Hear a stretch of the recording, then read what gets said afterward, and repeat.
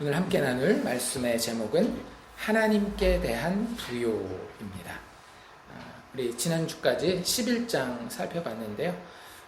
11장 우리가 다 살펴보진 않았지만 그래도 한 중반부 정도까지는 살펴봤는데 지난주에 특별히 본 본문 내용은 이런 내용이었죠. 예수님의 사역의 의미가 어떤 것인지, 특별히 귀신 쫓는 이야기가 간단하게 나와서 예수님의 그런 어떤 악한 세력을 쫓아내는 그런 축귀의 사역이 어떤 의미를 가지고 있는지, 그분의 사역이 죄와 사망의 어둠의 세력들을 물리치고 죄인들에게 소망도 없고 정말로 도움도 없는 죄인들에게 참된 생명을 회복시키는 하나님의 나라의 도래함을 가지고 오신다라고 하는 사실을 그 본문을 통해서 우리가 한번 생각해 보았습니다. 그래서 성경이 예수님의 기적들을 단순히 기적으로만 표현하지 않고 사인, 이적이라고 이야기하는 이유가 거기 있는 거예요. 예수님의 하신 그 놀라운 초자연적인 일들은 결국에는 하나님의 나라가 도래하는 것을 보여주는 그런 어떤 이적이기 때문에, 사인으로서 우리에게 이걸 깨닫기 위해서 예수님이 행하신 것이기 때문에 그런 것들에 대해서 우리가 볼 때마다 나한테도 이런 기적이 있으면 좋겠는데 라는 생각보다는 하나님이 예수 그리스도를 통해서 이 기적 안에서 무엇을 우리에게 말씀하고 싶었는지, 계시하고 싶었는지를 우리가 마음 가운데 늘 새기면 좋겠고요. 그 이후에 이제 11장은 어떻게 끝나는가 하면 바리새인들과의 다툼이 조금 더 시작돼요. 그 예수님께 표적을 더 구하는 사람들의 이야기도 나오고 하지만 좀 더 이렇게 길게 11장 마지막까지 오게 되는 이유는 그 이야기는 바리새인들과 예수님 사이에 그 정결 예식 때문에 약간의 다툼이 있게 됩니다. 나중에 이제 그게 좀 더 힐업돼서 서로 막 이렇게 험악하게 끝나는 이제 그런 이야기가 11장 마지막까지 오게 되는데요.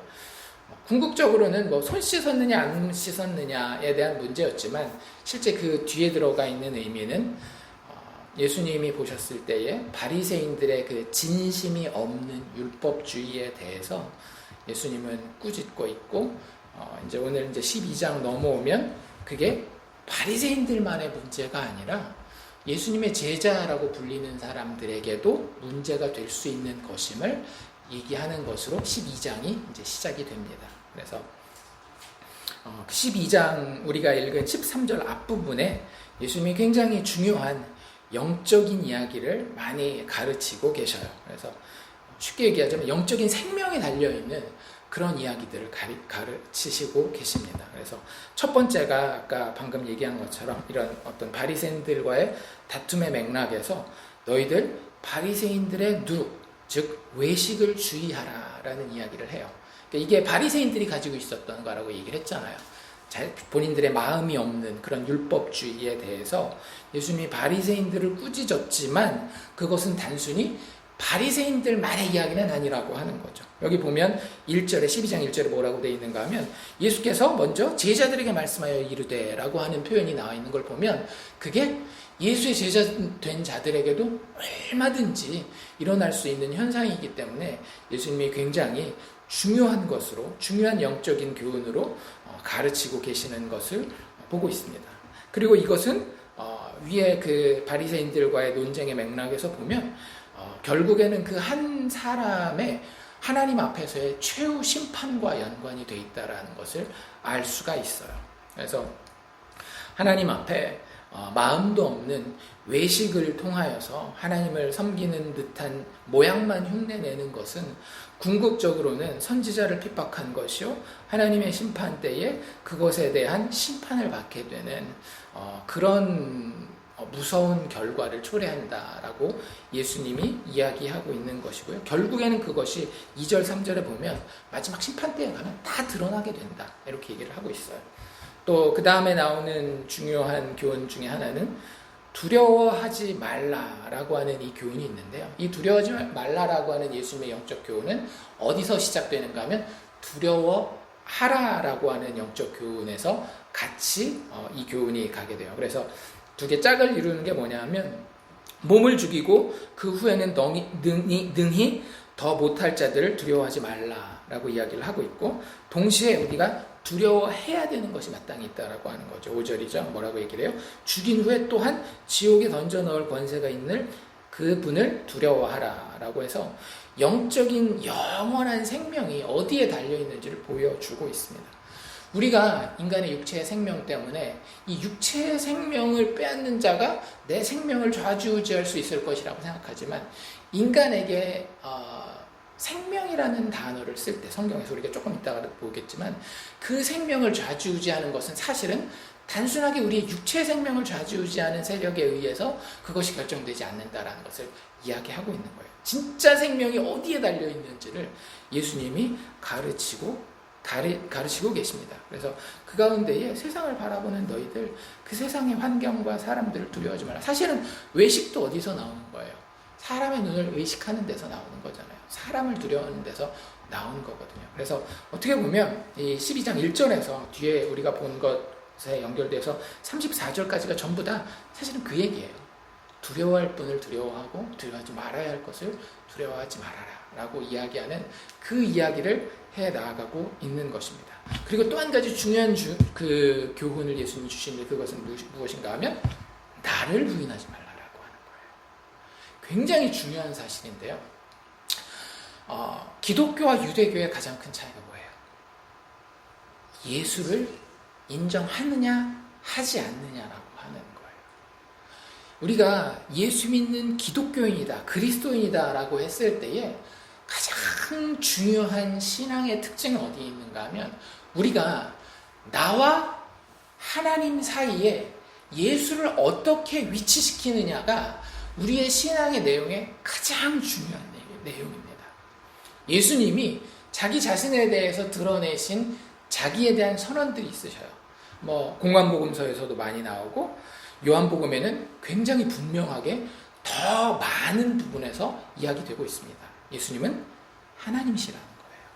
사람의 아들이기도 하지만, 인자이시기도 하지만, 동시에 하나님의 아들이시고 그분 자체가 약속된 여호와가 오시겠다라고 하는 그 약속, 말라기를 비롯한 여러 선지자들을 통해서 여호와께서 직접 임하시겠다라고 하는 그 약속, 그리스도를 통해서 임하시겠다라고 하는 그 약속이 예수님 본인을 통해서 이루어졌다라고 하는 것이 예수님의 선언이었고, 그러한 예수님의 정체성과 그분이 가지고 오신 하나님 나라의 임재를 부인하지 말라라고 하는 것이 우리가 읽었던 13절 바로 앞부분까지 계속해서 예수님이 가르치고 계시는 내용입니다.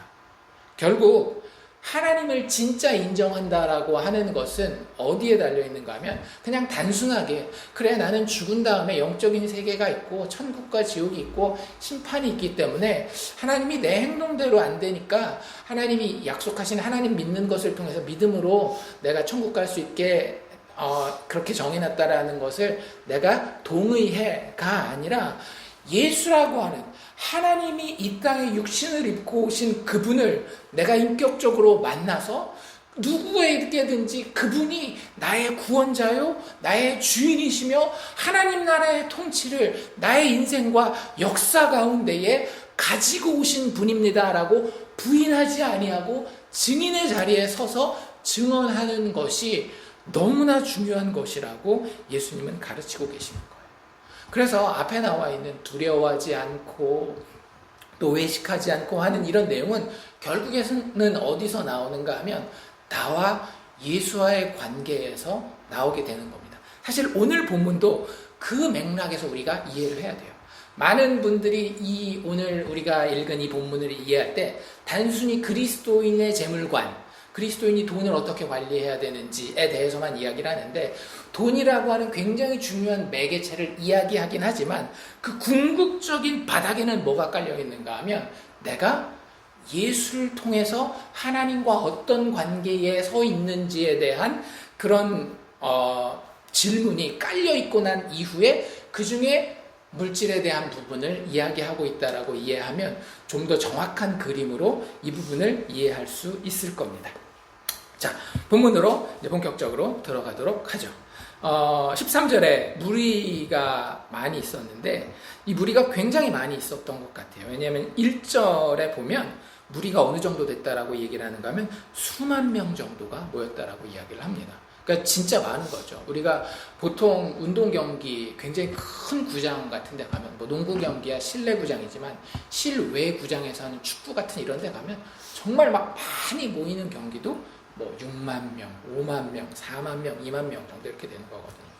게다가 뭐 이 시대는 뭐 마이크도 없고 뭐 이런 시대에 어떤 시설을 갖춰놓지 않은 상태에서 수만 명이 모였다라고 하는 것은 정말로 예수님에 대한 이 대중의 반응이 엄청났고 폭발적이었다라는 것을 이야기를 하고 있어요. 그리고 그들을 향해서 예수님은 계속해서 무엇을 이야기하고 계시는가 하면 니들의 필요를 내가 채워줄게가 아닌 하나님의 나라가 나를 통하여서 임하였으니 너희가 나를 믿으라 라고 하는 것이 예수님 메시지의 핵심이었습니다. 그리고 우리가 방금 살펴본 것처럼 12장에서 굉장히 중요한, 영적으로 중요한 그들의 영원한 생명이 달린 것들을 가르치고 있는 맥락에서 그 무리들 중에 한 사람이 갑자기 일어나서 예수님께 이야기를 하는 거예요. 대부분의 설교자들이 이 이야기를 보면서 위로를 받는다라고 합니다. 왜냐하면 예수님같이 위대한 설교자에게도 예수님이 그렇게 중요한 얘기를 하는데 이렇게 딴 얘기하고 딴 생각하고 엉뚱한 질문하는 사람이 있으니 뭐 인간 설교자가 하는 그러한 설교도 이렇게 조는 사람도 있을 수 있고 딴 생각하고 기억도 못하는 사람들이 있을 수도 있지 이런 생각을 한다라고 하는데 진짜 그런 농담 반 진담 반 얘기를 할 정도로 이 사람이 들고 나온 질문은 정말 엉뚱한 질문인 거예요. 방금 전에도 얘기했지만 영적으로 그 목숨이 달려있는 가장 중요한 것들을 가르치시는 이 맥락에서 이 사람이 이렇게 얘기를 합니다. 선생님, 내 형을 명하여 유산을 나와 나누게 하소서. 정말 굉장한 집착이 있는 거예요. 아까도 얘기한 것처럼 지금 예수님이 가르치고 있는 이 모든 맥락을 무시할 수 있을 정도의 집착. 이 문제가 너무 이 사람 마음 가운데에 머리 가운데에 꽉 박혀있는 문제인 거예요. 무슨 얘기를 해도 안 들리고 무슨 얘기를 해도 이걸로만 들려. 이 자기의 그 관심사로만 소화가 되고 있는 그런 상황입니다. 어느 정도까지? 예수님에게 명령할 정도까지. 여기 나와 있는 이 문장이 그 문법적으로 살펴보면 예수님 이렇게 해주시는 것이 어떻겠습니까? 라고 하는 그 부탁도 아니고 우리의 원래 그 유대의 율법이 이러하지 않습니까? 라고 하는 어떤 평서문이나 의문문이 아니라 그냥 대놓고 예수님한테 예수님 이 결과가 이게 맞는 거니까 당신이 이렇게 내 형한테 명령해 주세요 라고 예수님한테 명령하고 있는 거예요. 그러니까 정말 굉장한 집착이죠. 그런데 여기서 우리가 한 번만 더 생각을 해보면 이 상황이 굉장히 독특하거나 이 친구가 가진 그런 어떤 마음의 어떤 그런 그 두근두근거림, 이 이슈에 대한 이런 것들이 아주 독특한 건 아니라고 하는 거죠. 사실 아직 우리는 좀 젊기 때문에 덜 경험을 했을런지 모르겠지만 정말 많은 사람들이 겪는 문제가 이 유산에 대한 문제예요. 이 유산의 문제 때문에 진짜 별의별 얘기를 저도 많이 들었어요. 그 유산의 문제면 남 사이의 이야기가 아니잖아요. 가족들 간에 부모와 자식, 할아버지, 할머니와 손주 이런 사람들 간에 정말 제가 들은 이야기만 해도 사람을 땅에 묻고 뭐 이런 일들이 우리는 진짜 유산이 크게 없어서 감사하지만 정말 많이 있어요. 제가 이번 주에 계속해서 들었던 설교들에도 모든 목사님들이 그 간증할 만한 이 이야기들이 있어요. 그 친척들이 자기 주변에서 정말로 자기를 진짜 시체를 찾는 독수리처럼 쫓아다니는 그런 사례들부터 시작해서 그렇게 친했던 사촌들이 수십 년 동안 그 유산 문제 때문에 일도 말도 하나도 섞지도 않고 뭐 이런 이야기들 흔한 이야기예요, 사실은. 그리고 그때 당하는 사람의 입장에서는 정말로 너무너무나도 억울한 그런 상황이고 더구나 유대 사회에서는 이런 분쟁이 있을 때 그 문제를 누구에게 가져가는가 하면 랍비들에게 많이 가져왔어요. 그러니까 그 당시 그리고 일상에서 굉장히 자연스러운 상황에서의 부탁이라고 하는 거죠. 여기서 우리가 하나 기억해야 되는 영적인 교훈은 무엇인가 하면, 이렇게 우리의 일상에서 흔하고 자연스러운 문제들이요, 영적으로 중요한 것들에 아주 치명적인 방해가 될 수 있다고 하는 거예요. 우리 지금 이 문맥을 살펴봤잖아요. 이 문맥은 하나님의 아들이신 예수께서 하나님 나라에서 그들의 생명과 직결된 이야기를 하고 있는데, 그게 하나도 귀에 마음에 들어오지 않을 정도로 이 사람이 가지고 있는 일상의 문제가 치명적인 방해거리로 작용하고 있다라고요. 우리의 인생에서도 마찬가지예요. 우리의 먹고 마시는 문제, 우리의 친구 관계의, 인간 관계의, 가족 관계의 문제, 물질의 문제, 이런 그것 자체로는 죄가 되지 않는 그런 문제들이 우리의 인생에서 우리의 영적인 모든 눈과 귀를 싹 다 닫아버리는, 그래서 우리의 영적인 생명을 위협할 수 있을 정도로까지 우리에게 치명적인 방해 요소가 될 수 있음을 우리는 인식할 수 있어야 할 겁니다. 사실 그래서 여기서 이 이야기는 이 한 사람에 대한 이야기로 그치는 것이 아니라 이 이야기를 듣는 모든 사람에 대한 이야기라는 것을 우리가 알아야 돼요. 사실 예수님이 그렇게 대화의 방향도 이끌어가고 계십니다. 뒤에 나오는 비유도요, 야 임마 너 잘 들어 라고 이야기하는 것이 아니라 뭐라고 이야기를 하고 있는가 하면, 또 비유로 그들에게 말하되 라고 이야기를 하고 있고요. 예수님이 이 질문을 듣고 대답하실 때에도 그 친구를 잠깐 꾸짖기는 하시지만 궁극적인 영적인 원리는 여기 나와 있는 무리들, 그들에게 이르셨다라고 15절에 이야기를 하고 있습니다. 그래서 성경을 읽을 때 우리가 항상 가져야 되는 어떤 그런 팁인데요. 성경의 모든 이야기는 누구 읽으라고? 나 읽으라고. 그러니까 누구 손가락질 하라고, 이스라엘 백성들 손가락질 하라고, 바리새인들 손가락질 하라고, 여기 나와 있는 이 사람 손가락질 하라고 기록되어 있는 것이 아니라, 모든 것이 사실은 믿음의 사람들에게 그들의 영적인 유익을 위해서 기록되어 있다라고 하는 사실을 우리가 좀 기억하면 좋을 것 같습니다. 어쨌든 예수님이 이런 참 엉뚱한 질문에, 엉뚱한 요구에 답변을 하시죠. 반응을 하십니다. 첫 번째 반응은 무엇인가 하면, 예수님이 자기의 정체성에 대해서 이야기하시는 거예요. 여기서도 우리가 기억할 게 있는데, 예수님이 일단 뭐라 그래요? 누가 나를 너희의 재판장이나 물건 나누는 자로 세웠느냐. 이게 무슨 얘기예요? 예수님은 그들의 재판장 혹은 물건 나누는 자가 아니라고 하는 거죠. 요한복음에는 좀 더 분명하게 이렇게 이야기해요. 예수님이 빌라도에게 잡혀갔을 때, 빌라도는 예수님이 진짜 누군지 너무너무 궁금했단 말이에요. 네가 왕 맞냐? 저 사람들이 널 왕이라 그래가지고 이렇게 여기 지금 세웠는데, 그래서 저렇게 죽이라 그러는데, 나도 네가 왕이라고 한다면 참 나도 난처한 그 상황 가운데 있는데 너 진짜 왕 맞냐? 이런 게 너무너무 궁금했을 때 예수님이 뭐라고 대답하시죠? 왕 맞다라고 이야기를 하시면서 이렇게 말씀을 덧붙이십니다. 그런데 내 나라는 이 세상에 속한 것이 아니니라 라고 얘기를 해요. 그러니까 우리가 하나님의 나라, 하나님의 왕국을 이야기할 때 참 뭐라 그래야 될까, 달콤하게 우리를 이끌고 가는 어떤 그런 방향성이 있어요. 왜냐하면 우리는 우리의 의를 쌓는 것을 너무 좋아하거든요. 그래서 그 나라를 이 땅에서 나의 어떤 도덕적인 기준으로, 세상적인 이상향의 모습으로 하나님의 나라를 성취해보기를 원해요. 그런데 예수님은 그 부분에 대해서 굉장히 정확하게 선을 긋고 계십니다. 우리가 기독교를 단순한 사회운동 정도로 어떤 인간의 도덕적 계몽의 메시지로 받아들이는 것은요, 예수님의 자기 선언을 정면으로 대응하는 거예요. 반대하는 거예요. 물론 그런 행동들을 그리스도인들이 하게 됩니다. 그걸 부인하는 것은 아니에요. 하지만 거기에 하나님의 나라라는 이름, 예수 그리스도의 사회 구원자로서의 타이틀을 갖다 놓기 시작한다라고 한다면, 우리는 바리새인들과 똑같은 자리에 서게 되는 겁니다. 하나님의 의라고 하는 것들을 자신들을 만족시킬 만한, 자신들의 기준을 만족시켜서 자신들을 신 앞에 설 때에 그 안심할 수 있을 만한 위치에 올려놓는 그 작업을, 다른 말로 얘기한다면 자기 의의를 쌓는 작업들을 하게 되거든요. 그래서 예수님이 여기서도 굉장히 분명하게 그 부분에 대해서 선을 긋고 계시는 거예요.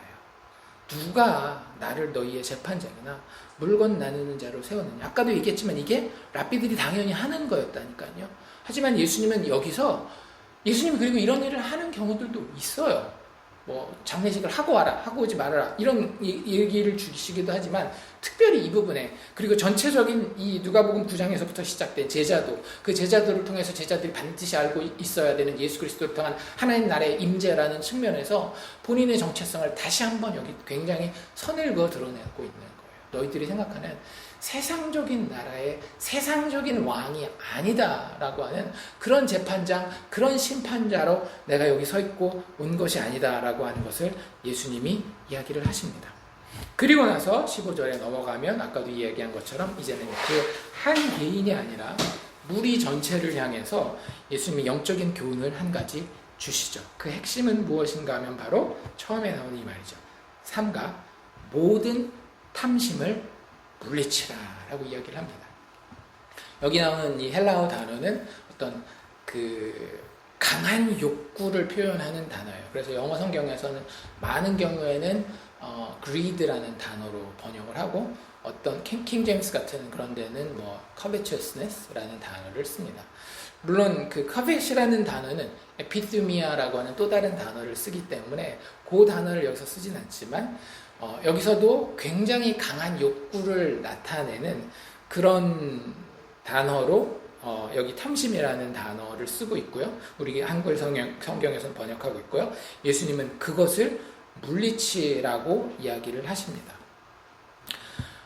그 이유가 있죠. 그 탐심을 우리가 이렇게 멀리 해야 되는, 물리쳐야 되는, 조심해야 되는 이유는 무엇인가 하면 사람의 생명이 탐심을 통해서 결국에 얻게 되는 게 뭐예요? 여기 나와 있는 대로 소유의 넉넉함입니다. 탐심은 결국에는 소유를 늘려가는 거예요. 내가 가진 것을 점점 늘려가는 것이 탐심의 결과거든요. 그래서 그 탐심의 결과인 소유의 넉넉한 데에 사람의 생명이 있지 않기 때문이라는 거죠. 사람에게 가장 중요한 건 뭐예요? 생명이에요. 그게 하나님이 일반 은총 가운데에서도 예수를 믿지 않는, 신을 인정하지 않는 사람에게도 가장 중요한 것으로 무의식 가운데 박아놓으셨잖아요. 생명. 죽으면 안 돼. 이런 생각. 하나님이 모든 인간에게 주셨거든요. 그래서 전도서 기자가 이야기하는 것처럼 모든 사람에게는 영원을 사모하는 그런 마음이 있어요. 왜냐하면 살아있는 것, 생명을 가지는 것이 인간 존재의 가장 중요한 목적이요, 기쁨이요, 만족이기 때문에 그래요. 그런데 우리가 기억해야 되는 것은 성경에서 이야기하는 사람의 생명이라고 하는 그 용어는 일반적인 세상 사람들이 이야기하는 육체적인 생명에 국한되지 않아요. 그것을 포함하고 있지만 거기에 국한되지 않기 때문에 우리가 여기서 이 사람의 생명이 그 소유에 넉넉한 데 있지 아니하다라고 하는 이 표현도 부자라고 꼭 오래 사는 게 아니야 라는 그런 표현으로 이해하면 안 된다라고 하는 거죠. 여기서 사람의 생명이라고 하는 것은 그 하나님 나라의 진짜 관심이에요. 하나님 나라의 진짜 관심이 뭐였어요? 우리 귀신을 쫓아내는 그 사학을 보면 알 수 있잖아요. 하나님이 주신 그 생명의, 삶의 풍성함의 회복입니다. 그게 하나님 나라의 최고의 관심인데 그걸 여기서는 사람의 생명이라고 표현합니다. 성경에 조금 더 넓은 문맥에서 이야기를 한다라고 한다면 이 표현은 참된 생명 혹은 생명의 풍성함, 그리고 요한복음의 표현대로라고 한다면 영생이라고 하는 단어를 표현하고 있고요. 이 생명, 사람의 생명은 인간 존재로서의 단순한 어떤 육체적으로 숨이 붙어있어서 살아있는 것만 이야기하는 것이 아니라 인간 존재로서의 참된 만족, 성취, 기쁨, 의미, 목적 이런 것들이 풍성하게 채워지는 것을 사람의 생명이라고 이야기를 합니다. 그런 것들이 뭐에 달려있지 않다라고요?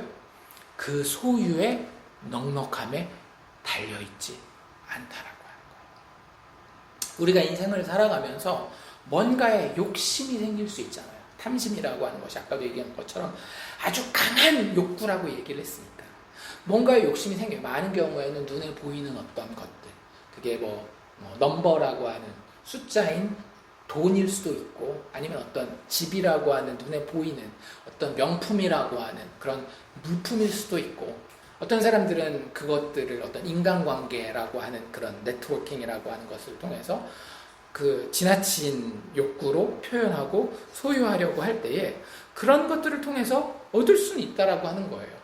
소유의 넉넉함이 생길 수 있어요. 그런 욕구가 있고 일반 은총의 원리 가운데에서 그런 노력을 하면 그걸 부정하지 않아요, 성경은. 그런 것들을 소유할 수 있다라고 하는 거예요. 그런데 중요한 건 뭐냐면요, 인간의 생명이 그 탐심을 통해 얻게 되어지는 소유의 넉넉함이 있지는 않다라고 하는 거죠. 인간으로서 내가 참 만족하고 진짜 정말로 궁극적인 의미에서 성취감을 느끼고 기뻐하고, 내 인생에 진짜 의미가 있구나, 내가 목적을 향해서 제대로 가고 있구나, 이런 것들을 만족시켜주지는 못한다라고 하는 거죠. 이 앞에 나와 있는, 우리가 아까 예수님이 계속 가르치시던 그 맥락 있잖아요. 외식한다든지, 그 다음에 몸을 죽이고 그 이후에는 능히 더 못하는 자들을 두려워한다든지, 혹은 사람 앞에서 예수님을 시인하지 않고 부인한다든지, 이런 것들이 사실은 다 여기에서 나오게 돼요. 탐심을 통해서 소유를 늘려가는 과정 가운데에 내가 다른 사람들한테 잘 보이지 못하면, 다른 사람들을 신경 써서 그 사람들을 걱정하지 않으면, 두려워하지 않으면, 그리고 그 가운데에 예수의 증인으로서 내 그 믿음 가운데 서는 것을 살짝 양보하지 않으면 이 탐심이 너무 강하기 때문에 소유를 늘려가는 데에 방해가 될 것 같은 거예요. 그래서 이 탐심이 결국에는 하나님 앞에 예수 그리스도를 통해 서는 그 모습을 방해하게 되는 겁니다. 그래서 탐심은 소유의 넉넉함을 너무나 강하게 원하고 있기 때문에 그 사이에 어떤 것도 끼어들지 않기를 원해요. 그리고 그 가운데엔 아까도 얘기한 것처럼 두려움이 존재하게 되고요. 그 두려움은 그 사람으로 하여금 외식하게 만들어요. 그리고 예수의 증인으로서 예수를 부인하지 않고 시인하는 삶을 사는 그 모습에서 점점 멀어지게 만든다라고 하는 거죠. 예수님은 그것을 경고하고 있는 거예요. 예수님이 그거에 대해서 경고하고 있는데도 이 사람은 여전히 그 탐심이 너무 강하기 때문에 아직 영적인 잠에서 깨어나 있지 못한 거고, 예수님은 그걸 지금 지적하고 계시는 겁니다. 그 사람과 또 그런 흔한 일상에서의 탐심에 물들 수 있는 사람들에게, 우리를 포함한 사람들에게 예수님이 이 얘기를 하는 거예요. 삼가 모든 탐심을 물리치라. 왜냐고? 사람의 생명이 그 소유에 넉넉한 데 있지 아니하기 때문에. 그러면 사실 이제 여기에서 질문이 하나 나오게 되는 거죠. 어떤 질문? 그러면 사람의 생명은 어디에 있습니까? 이거에 대한 대답이 사실은 예수님이 이 뒤에 이야기하는 비유입니다. 보통 이 비유는 제목이 정해져 있죠. 어리석은 부자의 비유라고 이야기를 합니다. 이 어리석은 부자는 어떤 사람이에요? 위의 질문과 연결해서 본다면 자신의 생명을 지키지 못한 사람인 거죠. 사람의 생명이 어디에 있는지를 제대로 알지 못한 사람이 이 비유에 나와 있는 어리석은 부자입니다. 비유의 내용이 그렇게 어렵지는 않아요. 하지만 비유가 어떤 의미를 가지고 있는지는 우리에게 굉장히 좀 많은 고민을 하게 합니다.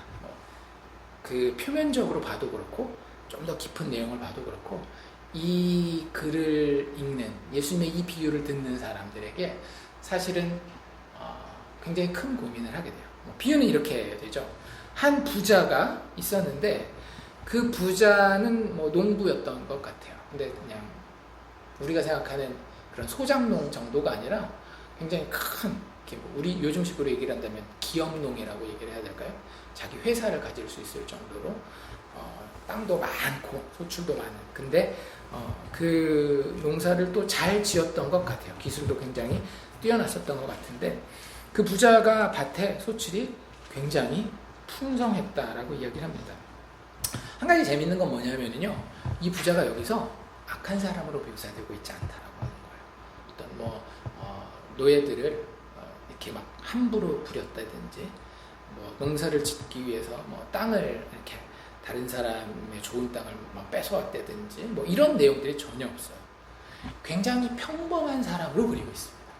아주 평범한 농부예요. 부자예요. 그것을 통해서 우리가 이 비유의 방향성을 알 수 있는데요. 예수님은 지금 이 탐심에 대한 이야기를 하기 원할 때에 우리 어떤 도덕적인 행위의 문제에 집중하지 않기를 원하신다는 거예요. 앞에서 이야기한 것처럼 이 비유는 뭐에 대해서 다루기를 원하는 것인가 하면 탐심에 대한 것, 그리고 그 탐심이 추구하는 소유의 넉넉함에 대한 것, 그리고 그것이 결국에 가져다 주지 못하는 사람의 생명에 대한 이야기를 하기 원하는 것이지, 도덕적인 어떤 옳고 그름, 착하게 살았느냐 악하게 살았느냐 그런 얘기를 하고 싶은 것이 아니에요. 사실은 그것이 중요하지 않기 때문에. 그래서 도덕 중요합니다. 예수님 믿는 사람으로서 비도덕적인 삶을 사는 것은 사실은 굉장히 모순되는 삶의 모습인 건 사실이에요. 하지만 그리스도인에게 도덕만 따로 띄어놓는다라고 하는 것은 결국에는 우리를 율법주의, 예수님이 그렇게도 꾸짖으신 바리새주의로 돌아가게 만들지, 우리를 좀 더 낮게 만들고 그런 어떤 도덕적인 우월감이 전도에 있어서 어떤 득이 된다라고 이야기하는 것은 성경을 참 모르는 이야기입니다. 그래서 여기서도 그런 도덕적인 문제는 싹 다 배제하고 있어요. 굉장히 의도적인 것을 우리가 볼 수 있고요. 예수님은 탐심의 문제, 마음의 문제, 인간의 진짜 생명의 문제에 집중해서 이 문제를 다뤄가기 원하고 계십니다. 자, 그런데 이제 이 소출이 풍성했을 때에 문제가 하나 생기죠. 여기 보면 그 심중에 생각하였다라는 표현이 있는데, 이게 사실은 어떤 표현인가 하면 마음에 생각했다 이런 게 아니라 그 자기 안에 생각했다. In himself, 영어 성경에는 그런 번역을 많이 하거든요. 그래서 자기 안에 생각이 이렇게 생긴 거예요. 근데 이 생각은 굉장히 중립적인 생각은 아닙니다.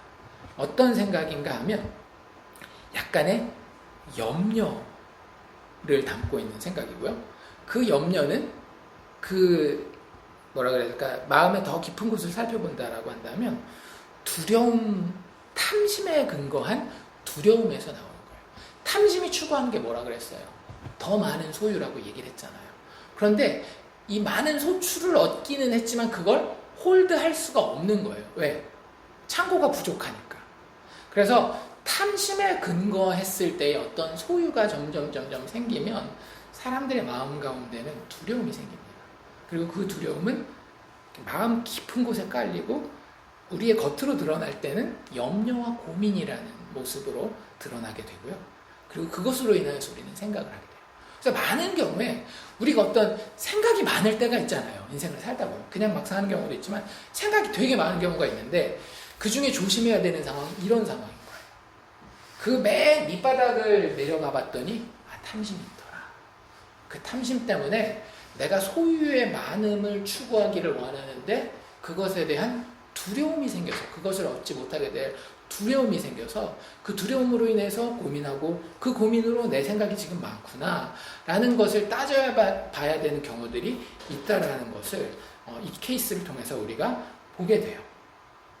그래서 이 사람이 했던 생각은 굉장히 단순합니다. 내가 곡식을 쌓아둘 곳이 없으니, 이게 뭐예요?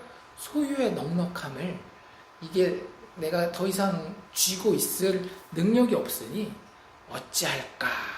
이게 이 사람의 생각이었고 고민이었고 두려움이었습니다.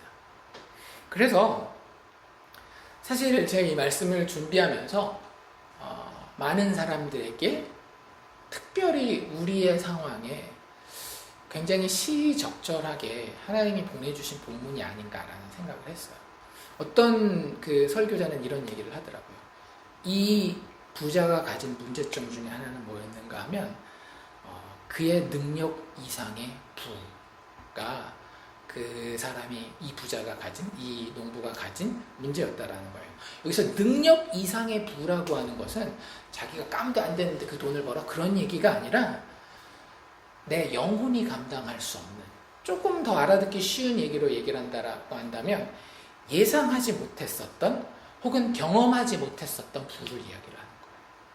우리가 인생을 살아가다 보면 그런 경지에 도달하는 경우들이 있습니다. 모든 사람들이 다 그런 건 아닌 것 같지만 상당히 많은 사람들의 인생 가운데에는 그런 경험을 하게 될 때가 있어요. 특히 젊은 사람들 같은 경우 어때요? 집안이 아무리 부자라도 아주 특출난 부자가 아닌 이상은 중학생, 고등학생 때까지는 쓰는 돈이 있잖아요. 그리고 부모님 밑에 있으니까 용돈 다서 쓰고. 그런데 막상 자기가 독립을 해서 내 통장으로 매달 수만 불씩, 10만 불씩 돈이 막 들어오는 거예요. 그런 돈이 있을 때에 우리는 이 부자와 같은 영적인 도전에 직면할 수 있다라고 하는 거죠. 나의 능력과 나의 예상과 나의 경험 이상의 부가 다가왔을 때에 우리가 이 사람을 무시할 게 아니라니까요. 똑같은 질문을 해요. 그것도 자기 스스로에게. 뭐라고요? 어찌할까? 그러지 않나요? 이게 지금 당장 내가 렌트 내고 뭐하고 하면 다 날아가는 돈이 아니에요. 수중에 돈이 있다니까요. 어찌할까? 코인에 집어넣을까? 주식에 넣을까? 집을 한번 사볼까? 뭐 이런 별의별 생각이 그전에 없던 생각이 생기기 시작한다라고 하는 거죠. 그런데 우리가 여기서 기억해야 되는 건 뭐냐면 계속되는 그 예수님의 교훈 가운데 그 생각의 끝에 탐심이 있는지를 살펴야 되는 거예요. 그리고 그 탐심이 잘 다루어지고 있는지 예수님이 이야기한 것처럼 그 탐심이 성령의 도우심 가운데에 물리쳐지고 있는지 그 영적인 싸움이 싸워지고 있는지가 확인이 돼야 되는데 이 사람은 그런 얘기가 전혀 안 나와요. 그래서 이런 도전과 문제에 직면했을 때에 하나님 얘기가 하나도 없습니다. 그리고 아까도 이야기한 것처럼 생각을 어떻게 했다라고요? In himself, 자기 자신에게 답을 구하는 거예요. 자기 자신에게 답을 구하면 결국에 어떤 답이 나오겠어요? 눈에 보이는 시각에서만 나오는 거예요. 자신의 경험과 자신이 속해 있는 문화 안에 한계져 있는 그런 답밖에는 내지 못합니다. 다른 사람들이 이렇게 하더라, 저렇게 하더라. 그게 꼭 내 생각인 것처럼 내가 그 아이디어를 생각해냈어 라는 그런 막 뿌듯함까지 가지면서 이런 결론을 내리는 거예요. 그래서 이 사람 결론은 뭐예요? 엄청난 신박한 건 아니에요. 되게 기뻐하긴 하지만 뭐 엄청 신박한 건 아닙니다. 이르되 내가 이렇게 하리라. 이게 자기는 깨달았다라는 거거든. 유레카 이런 뜻이나 거의 마찬가지예요. 이렇게 하리라. 뭐예요? 뭐 별로 어렵지 않잖아요. 내 곡간을 헐고 더 크게 짓고 내 모든 곡식과 물건을 거기 쌓아두리라. 또 내가 내 영혼에게 이르되 굉장히 그 자기 영혼까지 만족시킵니다. 영혼에게 이르되 뭐라고 얘기를 해요? 영혼아, 여러 해 쓸 물건을 많이 쌓아뒀으니 다 모든 좋은 단어는 이 영적으로 좋은 단어 다 갖다 붙였어요. 평안히 쉬고 먹고 마시고 즐거워하자 하리라. 네. 기존에 헛가는 데를 헐고 더 크게 지어서 모든 곡식과 물건을 거기 쌓아둠으로써 자신의 탐심이 원했던 것을 성취하는 모습을 볼 수 있습니다. 이건 탐심의 결과인 거예요. 탐심을 통하여서 두려움이 자극이 되고 두려움을 통하여 고민하고 염려하는 가운데에 자기 스스로 하나님을 의지하여서 답을 구한 것이 아니라 자기 스스로에게서 답을 구한 결과가 이것이라고 하는 겁니다. 참 재미있는 건 뭐냐면요, 요 짧은 이야기 가운데에 나라는 말이 몇 번 나오는가 하면 8번이 나와요. 그리고 나의, 그러니까 내가가 8번이 나오고 나의, my라고 하는 그 히브리어 헬라어 단어로 무라고 하는 그 표현 4번이 나와요. 그리고 자기 자신이라고 이야기를 하고 심지어는 영혼도, 자기 영혼도 누구의 컨트롤 하에 둬요? 자기의 컨트롤 하에 두잖아요. 자기 영혼마저도. 이 영혼이라고 하는 것은 아까 예수님의 표현대로라고 얘기한다라고 한다면 자기의 생명이거든요. 그 자기 사람의 생명. 그것마저도 자기의 컨트롤 하에 두는 정말로 나 중심의 사람이에요. 탐심은 한 인간을 어떻게 만드느냐? 자기로 똘똘 뭉친 사람으로 만드는 거예요. 그래서 여기에서 이 물질을 가지고 하나님을 위하여 뭘 할까 혹은 다른 사람을 위하여 뭘 할까 이야기가 나올 수가 없는 거예요. 탐심은 그 사람의 모든 마음을 어디에 집중시키게 만드는가 하면 자기 자신에게 집중시키게 만들거든요. 그런데 그 길이 죽음의 길이 아닌가요? 아담과 하와가 결국에 하나님 앞에서 망하고 쫓겨났던 이유가 자기에게 집중했던 거잖아요. 하나님과 같이 내가 되리라 라고 이야기했던 그 마음의 방향성이 아담과 하와의 죄의 첫 걸음이었다라고 한다면, 가장 중요한 방향성이었다라고 한다면, 이 부자가 그 모습을 사실은 탐심의 작동 결과로 그대로 보여주고 있습니다. 그리고 이 부자가 그렇게 곡간을 지으려고 하면서 가지게 되는 예상은 뭐예요? 아직 이건 미래 시제입니다. 많이 쌓아두었으니 평안히 쉬고 먹고 마시고 즐거워하면 되겠다. 즉 내가 영혼의 만족, 사람의 생명, 성경적으로 얘기한다면 영생을 얻을 것으로 판단했습니다. 여기까지가 이제 이 부자의 이야기예요. 그런데 예수님은 아주 분명하죠. 우리의 인생이라고 하는 것이 우리의 눈에 보이는 것만으로 그 그림이 끝난다? 아니라고 하는 거예요. 뒤에 20절에 눈에 보이지 않는 그분이 등장하시죠. 누가 등장해요? 하나님이 등장하고 계셔요. 그러니까 인생이 탐심에 의해서 이끌리면 안 되는 이유가 그거예요. 탐심은 항상 보이는 것을 따라 움직이거든요. 내가 뭘 받느냐에 따라서 내가 뭐를 원하느냐가 결정되거든요. 인생이 만약에 보이는 것이 전부라고 한다면 탐심을 따라가는 게 맞죠. 왜냐하면 그 욕구를 가지고 열심히 노력하면 그 부분에 있어서 어느 정도 결과를 얻으니까. 그런데 인생이라고 하는 그림은 눈에 보이는 것은 오히려 굉장히 작고 힘없는 부분이라고 하는 거예요. 그래서 아까도 얘기한 것처럼 몸을 죽이고 그 후에는 능히 더 못하는 자들을 두려워하지 말라라고 하는 게 이 맥락에서 이미 이야기되고 있었던 거예요. 왜냐하면 보이지 않는 부분에 우리의 인생의 그림에는 누가 계시기 때문에? 하나님이 계시기 때문에. 그분은 어떤 분이시길래?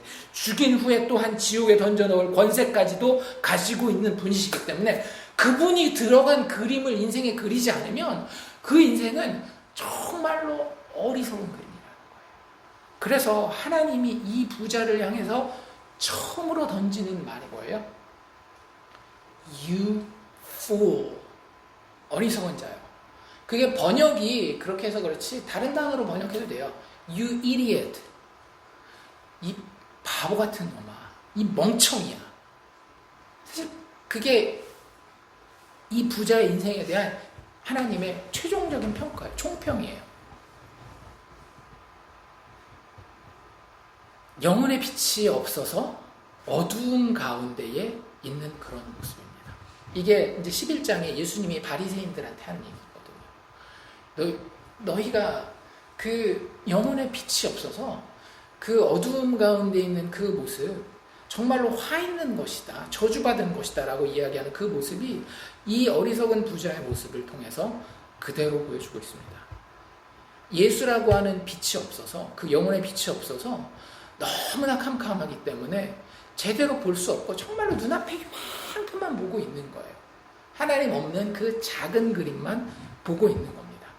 그런데 그 어리석음을 벗어나서 큰 그림을 보게 되면 막상 마주치는 것은 무엇인가 하면 어리석은 자여 라고 얘기를 하면서 하나님이 이렇게 얘기하시죠. 오늘 밤에 너의 영혼을 도로 찾을 것이다. 무슨 얘기예요? 그냥 단순하게만 보면 육신의 생명이 끝난다 이기도 하지만 동시에 더 나가서 이건 영혼이 네가 주인이 아니라는 거예요. 이 부자는 아까 영혼이 자기 것처럼 생각하고 자기 컨트롤 하에 두고 영혼아 라고 자기가 막 명령하고 있잖아요. 그런데 하나님은 그 영혼이 네 게 아니기 때문에 내가 도로 찾는다라는 거예요. 빌려줬다가 찾을 때는 항상 뭐가 같이 따라오니까? 어린, 평가가 같이 따라와요. 성경은 그걸 뭐라고 얘기를 해요? 심판이라고 얘기합니다. 영혼을 다시 찾는다라고 하는 것은 육신의 죽음 이후에는 하나님의 심판이 있다라는 걸 이야기하는 거예요.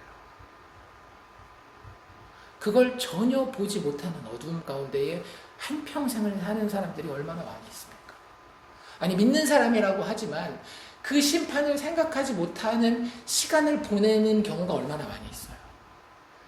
예수님은 그 경고를 하나님의 말씀을 통해서 하고 있는 겁니다. 오늘 밤에 너의 영혼을 도로 찾으리니. 오늘 밤이 언제 올지는 모르잖아요, 사실은.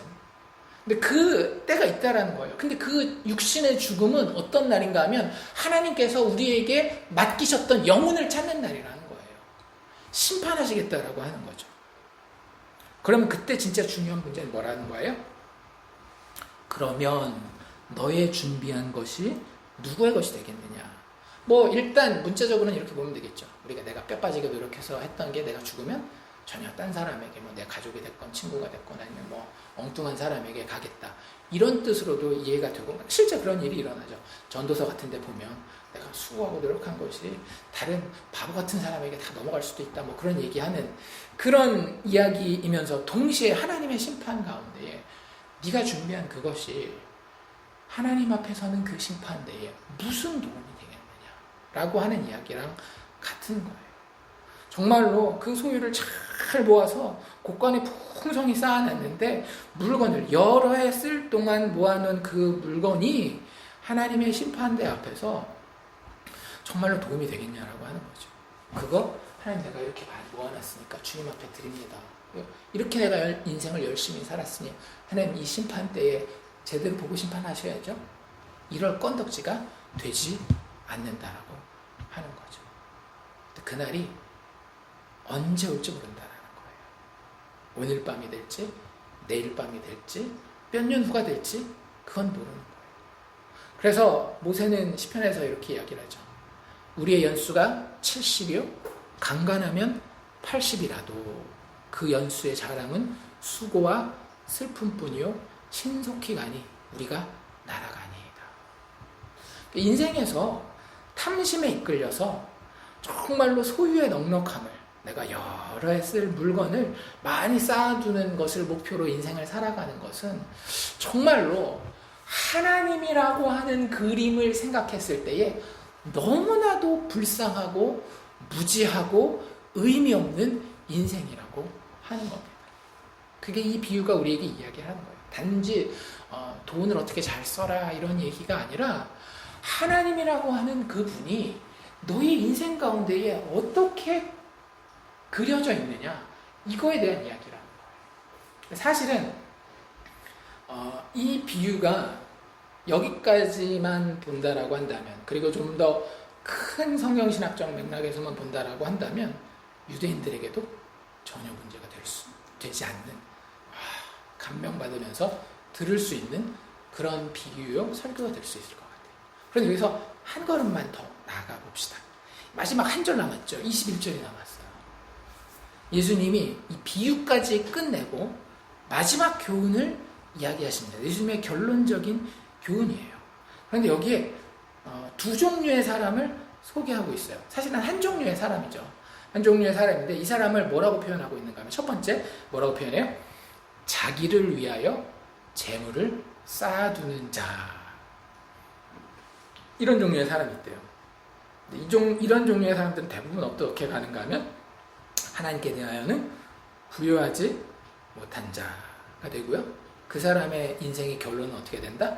방금 앞에 비유에 이야기한 것처럼 하나님 앞에 허망한 인생으로 그 인생을 마무리할 뿐만 아니라 하나님의 심판대 앞에 섰을 때에 아무것도 내놓을 수 없는, 결국 하나님의 심판과 저주의 대상이 될 수밖에 없다라고 하는 것이 마지막 21절이 이야기를 하고 있는 겁니다. 이걸 다시 한번 잘 살펴봅시다. 자기를 위하여 재물을 쌓아둔다라고 하는 것은 어떤 얘기일까요? 단지 돈 많이 버는 것만을 이야기를 할까요? 예수님 믿는 사람들 중에도 돈을 많이 벌도록 하나님이 허락하시는 사람들이 있을 수는 있어요. 성경이 돈을 소유하는, 재물을 소유하고 심지어는 여기 나오는 것처럼 재물을 쌓아두는 것 자체를 죄로 정죄하지는 않습니다. 문제는 이 재물을 어떻게 대하느냐라고 하는 거죠. 이런 표현도 어떤 분은 하시더라고요. 내가 재물을 소유했는지 재물이 나를 소유했는지를 살펴보라고. 근데 여기에서 이야기하는 자기를 위하여 재물을 특히 이 표현이 되게 중요하잖아요. 자기를 위하여. 자기라고 하는 여기서 이 표현은 뭐냐면 구원받은 자기가 아니에요. 구원받지 못한, 즉 예수님이 여기서 지금 이야기하고 있는 탐심에 이끌리고 있는, 그래서 그 탐심 때문에 두려움에 이끌리고 있는, 그래서 늘 염려로 가득 찬, 계속 예수님이 이야기를 하잖아요. 여기 사실은 우리가 읽은 본문 앞뒤로 새가 2마리 나오거든요. 2종류의 새가 나오거든요. 하나는 앞에는 참새가 나오고 뒤에는 까마귀가 나와요. 그 두 새를 들고 온 이유가 뭐냐면, 야, 참새 5마리 두 아사리온에 팔리는 것도 하나님이 잊어버리지 아니하시는 그런 문제다. 하나님이 허락하시지 않으면 너희에게 그런 일이 일어나지 않는다. 그러니 너희들 머리카락까지도 센 너희들 두려워하지 말라, 이런 얘기 하거든요. 뒤에 까마귀 얘기도 뭐라 그래요? 까마귀 생각해봐라. 심지도 아니하고 거두지도 아니하고 골방에 창고도 없는데 하나님이 다 키우고 기르시지 않느냐. 너희들 그 새들보다 귀하지 않느냐. 그 구원받은 자신으로서 존재해야 되는 자가 그렇지 못한, 자기 스스로 자기 탐심에 이끌려서 자기를 위하는 그런 상황에서 재물을 쌓아두는 그런 사람을 이야기를 하는 겁니다. 탐심에 기초한 삶, 그런 삶이 정말로 이 비유에서 이야기한 어리석고 허망한 인생을 살 수밖에 없음을 이야기하고 있는 거예요. 예수 그리스도 안에서 하나님을 아버지로 모시지 않은 사람들의 모습인 겁니다. 그거에 대한 이야기가 그 뒤에 나오는데요. 참 재밌는 건 뭐냐면, 사실은 우리 인간적으로는 이렇게 생각되지 않나요? 논리적으로는 자기를 위하여 재물을 쌓아두는 자의 반대말은 뭘 것 같아요? 예, 다른 사람을 위해서 재물을 쌓아두는 자가 사실은 논리적으로 더 자연스러운 그런 대조가 되는 그 대척점이 있는 사람이 되겠죠. 그런데 그건 우리가 굉장히 바리새적으로 논리만 가지고 도덕만 가지고 생각하기 때문에, 성경에서 진짜 이런 것들을 우리가 잘 봐야 되는데, 여기서 예수님이 이야기하는 자기를 위하여 재물을 쌓아두는 자의 반대는 어떤 사람인가 하면, 남을 위하여 재물을 베푸는 자가 아니라 하나님께 대하여 부유한 자라고 이야기해요. 그러니까 이걸 채우기 위해서는 반드시 뭐가 필요한가 하면 예수가 필요해요. 안 그러면 아까도 얘기한 것처럼 유대인들도 정말 흡족하게 이 예수님의 비유를 들을 수 있어요. 그런데 궁극적인 의미에서 예수를 받아들이지 않으면 예수님의 이 이야기는 말이 되지 않습니다. 이게 무슨 얘기냐면, 하나님께 대하여 부유하지 못하다라고 하는 이 표현이 어떤 의미인가 하면, 걱정할 때에 이 부자의 예를 보면 알 수 있어요. 하나님에 대한, 하나님과 연관된 생각이 전혀 없잖아요. 여기 어찌할꼬, 내가 이렇게 많은 지금까지 경험하지 못했던 이런 물질이 생겼는데, 재물이 생겼는데, 소유가 생겼는데 어떻게 해야 될까? 이걸 하나님 앞에 헌금으로 더 드려야 될까? 아니면 하나님이 명령하신 대로 어려운 사람들에게 베풀어야 될까? 이런 고민이 전혀 없이 자기 눈에 보이는 것에만, 그것도 굉장히 좁은 시야에서 자기 눈에 보이는 것들에만 집중하고, 그렇기 때문에 그 결과로 사람 보게 되고, 그러니까 외식할 수밖에 없겠죠. 조건 보게 되고 두려워하고 염려할 수밖에 없겠죠. 문화를 보게 되는 거예요. 그러니까 그 안에서 예수님을 부인할 수밖에 없는 그런 상황이 자꾸 만나지게 되는 거죠. 그래서 이런 하나님께 부요하지 못한 자, 하나님과 점점 더 연관이 되지 아니하고 하나님과 하나님을 생각에서도 빼버리게 되는 그런 상황에 나아가게 됩니다. 더 중요한 건 뭐냐면요, 단순히 일상을 사는 데만 그런 것이 아니라 나중에 하나님 앞에 섰을 때에도 하나님 앞에 부유하지 못한 자예요. 물어봅시다. 하나님 앞에 섰을 때에 누가 가장 부자일까요? 약간의 트리키한 퀘스천 될 수 있는데, 하나님 앞에 섰을 때 가장 부자인 사람은 어떤 사람일까요? 1번, 돈을 많이 모아서 헌금을 많이 한 사람. 2번, 돈은 없지만 그래도 하나님 앞에 교회 봉사를 많이 한 사람. 3번, 전도를 많이 해서, 선교를 많이 해서 믿지 않는 사람들을 교회에다가 많이 데리고 온 사람. 4번, 다른 사람. 우리 늘 하던 것처럼 답은 4번이죠. 근데 참 쉬운 거예요. 왜냐하면 아까도 얘기한 것처럼 그 복음서를 읽을 때는요, 문맥을 읽는 게 되게 중요해요.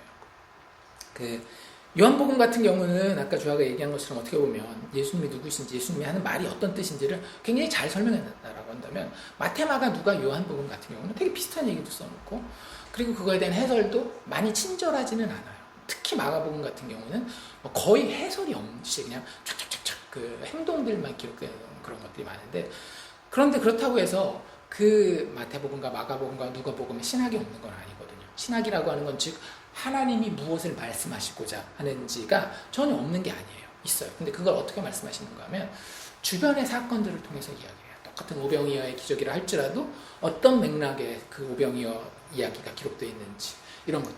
여기서 본다라고 한다면 이 그 어리석은 부자의 비유도 그냥 이 맥락에서 기록되어 있는 게 아니라, 아까도 이야기한 것처럼 두려워하지 말고 염려하지 말라라고 하는 맥락에 이게 나와 있어요. 왜 두려워하지 말고 염려하지 말라라고 이야기를 하는가 하면요, 결국에는 예수님이 가르쳐 주신 기도문과도 되게 밀접하게 연결이 되어 있습니다. 하나님이 너네를 너무나 아끼기 때문에 그래. 아까도 제가 읽어드린 것처럼 참새 얘기할 때 예수님이 이렇게 얘기하셔요. 너희에게는 심지어 머리털까지 다 세신 바 되었으니 두려워하지 말라. 너무나 하나님이 이 사람을, 너희라고 하는 이 제자들, 예수님 믿는 사람들, 예수님을 부인하지 않고 사람 앞에 시인하는 사람들, 성령의 도움으로 예수님에 대해서 무엇을 이야기할지 알게 된 그 사람들. 그리고 뒤에 까마귀 얘기하고 난 다음에는 뭐라고 얘기를 하는가 하면, 너희가 무엇을 먹을까 무엇을 마실까 무엇 구하지 말며 근심하지도 말라. 뭐 우리가 잘 아는 것처럼 다만 너희는 그의 나라와 그 일을 구하라. 그리하면 이 모든 것을 너희에게 더하시리라. 적은 무리여 무서워하지 말라. 그리고 뭐라 그래요?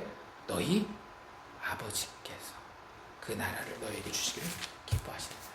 하나님이 너희를 너무 아끼시고, 그리고 그 이유는 뭐냐면 너희의 아버지가 되시기 때문이라고. 자, 힌트 다 줬어요. 하나님 앞에서 가장 부자로 설 수 있는 방법은 뭘까요? 이 세상에서, 아니 온 우주에서 제일 부자가 누구예요? 하나님이잖아요.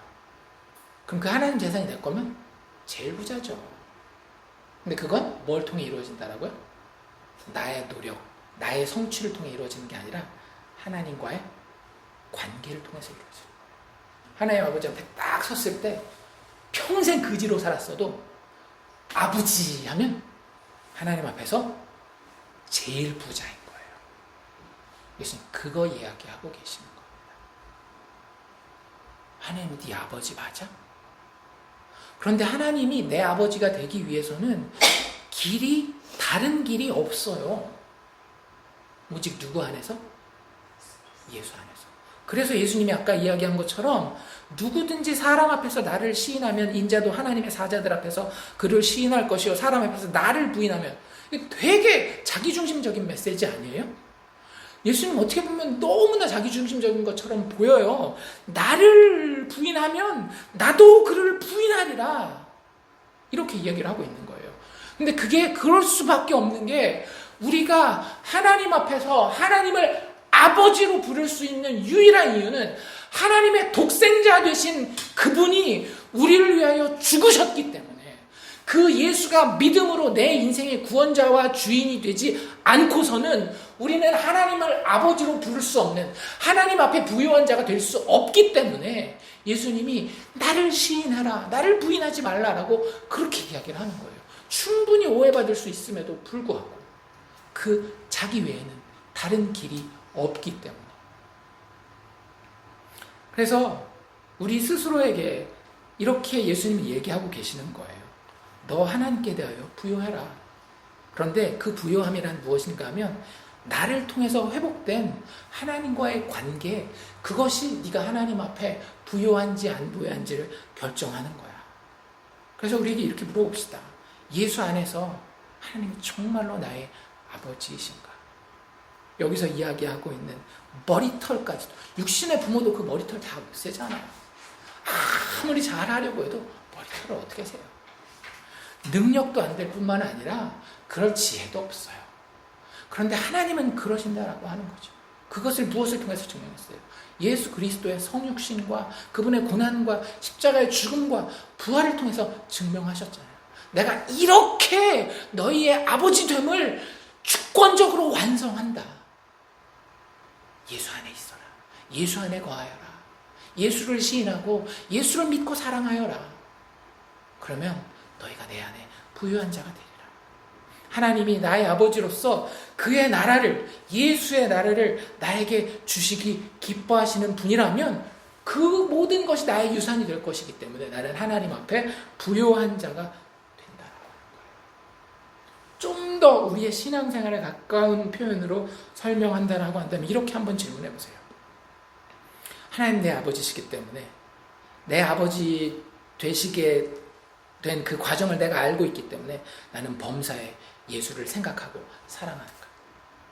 그 사람이 여기서 이야기하는 하나님께 대하여 부유한 자라고 하는 겁니다. 범사에 예수를 생각하고 사랑하는 자.